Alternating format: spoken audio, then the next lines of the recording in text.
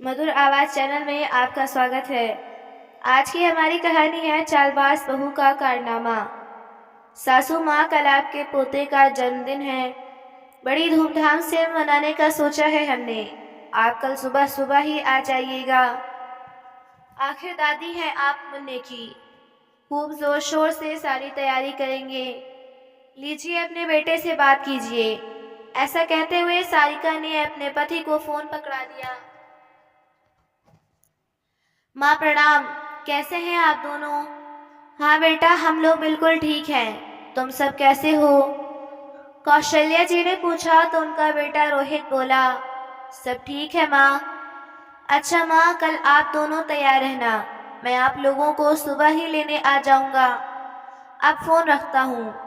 इधर जैसे ही कौशल्या जी ने फोन रखा तो उनके प्रति लक्ष्मी प्रसाद जी शाम की सैर करके घर वापस लौट आई। क्या हुआ भाग्यवान, बड़ी खुश नजर आ रही हो। किसका फोन था? अरे हमारे बच्चों का फोन था। कल मुन्ने का जन्मदिन है ना। पूरे 5 साल का हो जाएगा कल हमारा पोता। बच्चों ने कल शाम को घर पर उसके जन्मदिन की पार्टी रखी है। इसलिए बच्चे कह रहे थे कि हम कल सुबह ही उनके घर पहुंच जाएं। सुबह रोहित हमें लेने आएगा, कौशल्या जी ने बड़े उत्साह पूर्वक कहा। तो इतना सुनते ही लक्ष्मी प्रसाद जी के चेहरे पर निराशा के भाव आ गए। वह सब जानते थे कि उनके बेटे बहू को उन लोगों की याद कब आती है। वह वहीं खड़े खड़े सोच विचार में पड़ गए। अरे किस उधेड़बुन में पड़ गए? क्या सोच रहे हैं? कौशल्या जी ने पूछा तो लक्ष्मी प्रसाद जी बोले, सुबह सुबह जाने की क्या जरूरत है? जब पार्टी शाम को है तो शाम को ही चलेंगे। फिर कौशल्या जी बोली, अरे हम तो उनके अपने हैं, जाकर थोड़ी मदद कर देंगे तो गेस्ट थोड़ी न जाएंगे। फिर लक्ष्मी प्रसाद जी ने कहा, इसीलिए तो बहू आपको बुला रही है। कौशल्या जी, यह बात तो आप ही जानती हैं कि बहू के मायके वालों को घर का खाना ही पसंद है। इसलिए बहू कुक से खाना नहीं बनवाती। और उधर कुक से पैसे बचाने के चक्कर में रोहित को भी इस बात से कोई एतराज नहीं होता। आप बहुत भोली हैं कौशल्या जी। अरे आपसे मदद लेने के लिए नहीं, बल्कि सारा खाना आपसे बनवाने के लिए बहू आपको बुला रही है। याद है जब पिछली बार बेटे बहू ने मुन्ने के जन्मदिन पर पार्टी रखी थी, तब बहू ने अपनी मम्मी पापा, भाई भाभी और बहनों को भी परिवार सहित बुलाया था। कुल मिलाकर 40 से 45 लोग हो गए थे। तभी रोहित ने हमें एक दिन पहले बुला लिया था और मदद करवाने के नाम पर बहू ने इतने लोगों का खाना बनवाने के साथ साथ घर का बाकी सारा काम भी आपसे ही करवाया था। बहू की बहनें और भाभियां भी समय से पहले पहुंच गई थीं, लेकिन सारा काम आप पर डालकर बहू उन लोगों के साथ शॉपिंग करने चली गई। और जब शाम को सभी दोस्त और रिश्तेदार आए तो बहू अपने मायके वालों के साथ गपशप में व्यस्त हो गई और इसी बीच आपको चाय बनाने का ऑर्डर भी दे गई।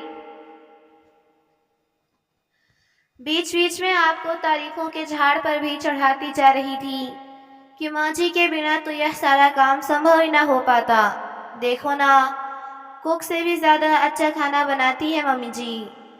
सबको माँ जी का हाथ का खाना ही पसंद है, इसलिए मैंने कुक भी नहीं लगाया। थोड़ी सी तारीफों के बदले इतना काम करवाया था कि थक कर चूर हो गई थी आप उस दिन। और 2 दिन तक आपका बुखार नहीं उतरा था। और बेटे बहू से तो तुम्हारा हाल चाल जानने के लिए एक फोन भी नहीं किया गया था। अरे आप ही ना, कैसी बातें लेकर बैठ गए। जैसे भी हो, आखिर अपने ही तो है बच्चे। ऐसा आपको लगता है कौशल्या जी?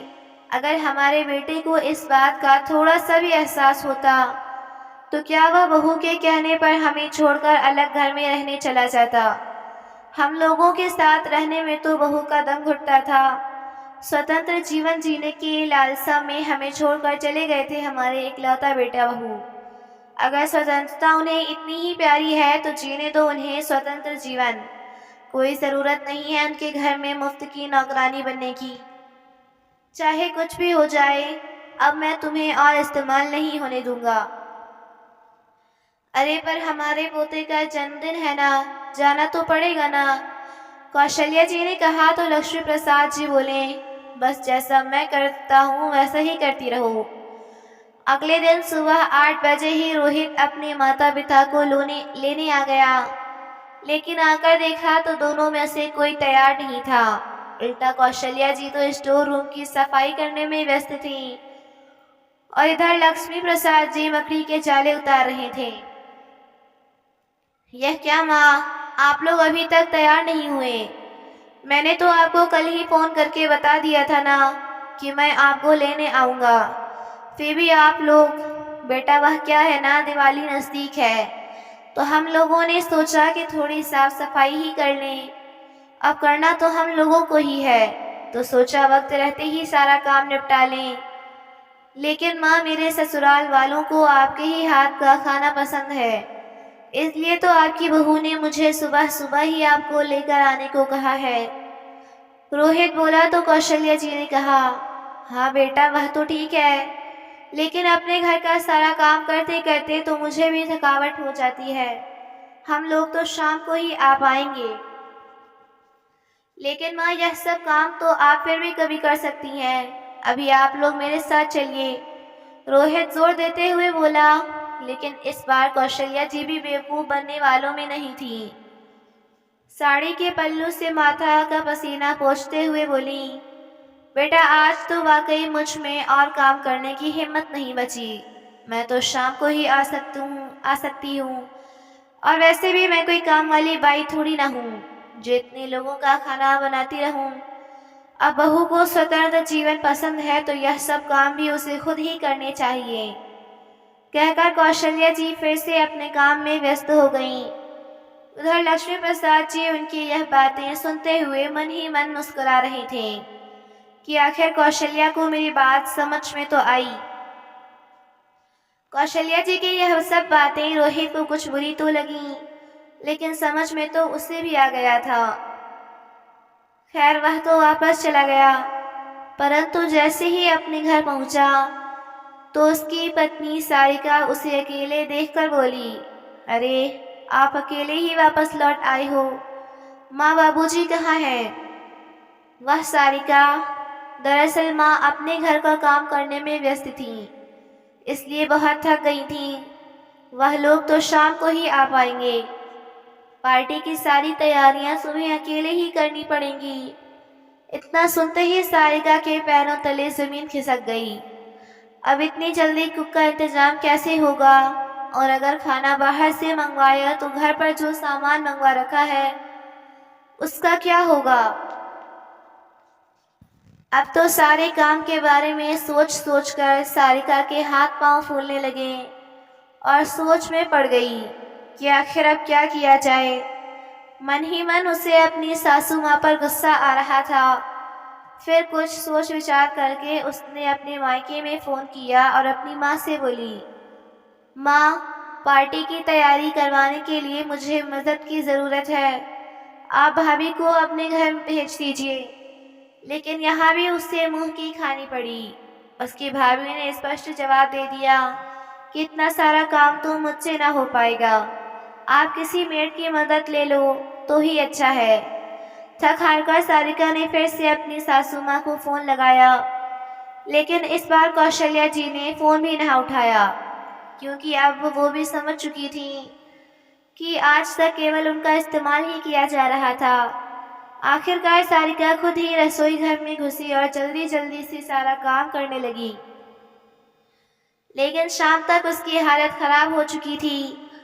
जहाँ पहले वह सोच रही थी कि सासू माँ को काम पर लगाकर मैं ब्यूटी पार्लर में तैयार होने चली जाऊंगी, वहाँ अब यह हालत हो गई थी कि शाम को मेहमान आने लगे और उसने कपड़े तक नहीं बदले थे।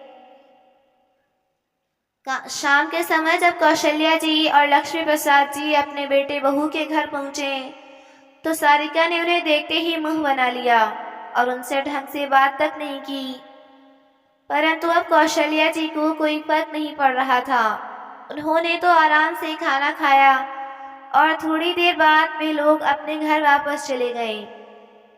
अब कौशल्या जी हर बार ऐसा ही करती और उधर सारिका को भी समझ में आ गया था कि अब उसकी सासू माँ बेवकूफ़ बनने वाली नहीं है, इसलिए अब वह भी अपने बेटे के जन्मदिन पर केवल कुछ बच्चों को ही बुलाती थी, पूरे परिवार को नहीं।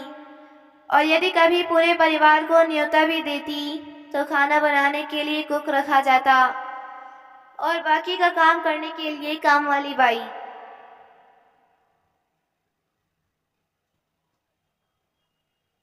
तो दोस्तों, आपको कहानी कैसी लगी?